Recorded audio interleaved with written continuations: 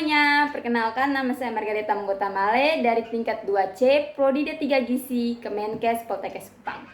Baik, di sini saya ingin membawakan materi mengenai konsep pelayanan gizi dalam gizi darurat bencana. Seperti yang kita ketahui bahwa bencana merupakan serangkaian kegiatan atau aktivitas yang mengancam dan mengganggu kehidupan.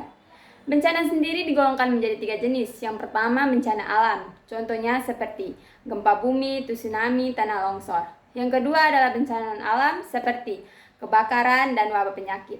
Dan yang terakhir adalah bencana sosial seperti kemiskinan, konflik, dan teror.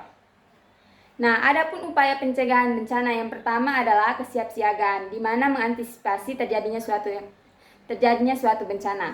Yang kedua adalah peringatan dini, di mana adanya peringatan darurat sedini mungkin. Dan yang terakhir adalah mitigasi atau upaya mengurangi risiko terjadinya bencana.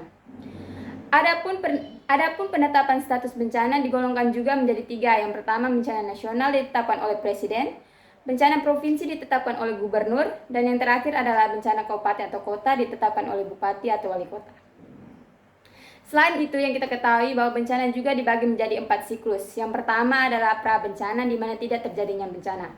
Di sini dibentuk suatu rencana secara umum dan menyeluruh sebagai upaya pencegahan terjadinya bencana atau mitigasi. Nah, mitigasi sendiri digolongkan menjadi 2, yakni mitigasi pasif dan mitigasi aktif.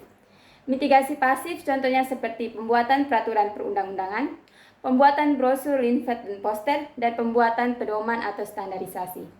Yang kedua adalah mitigasi aktif.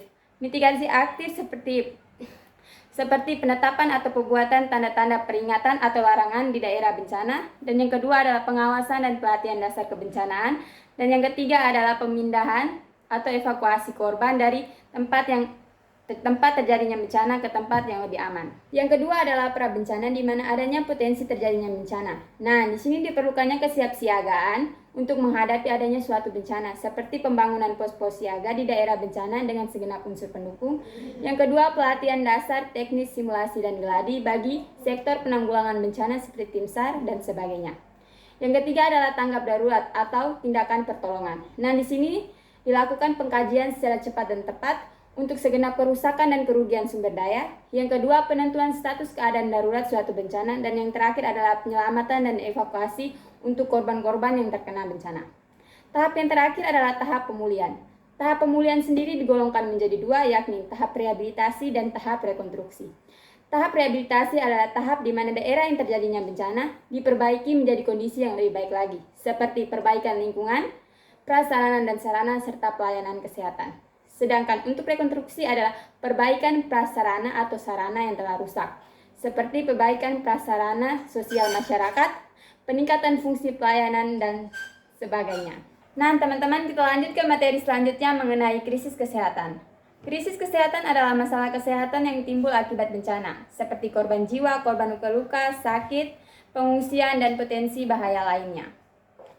Di sini dibutuhkan standar minimal untuk terselenggaranya pelayanan kesehatan. Nah, pelayanan kesehatan ini standarnya yang pertama adalah pelayanan kesehatan, yang kedua pemberantasan dan pencegahan penyakit menular, yang ketiga kebutuhan pangan dan gizi, yang keempat kesehatan lingkungan, dan yang terakhir adalah kebutuhan papan dan sadar. Seperti yang kita ketahui bahwa peran ahli gizi sangat penting di sini. Peran ahli gizi secara umum adalah mempertahankan status gizi, mencegah penyakit, serta kematian.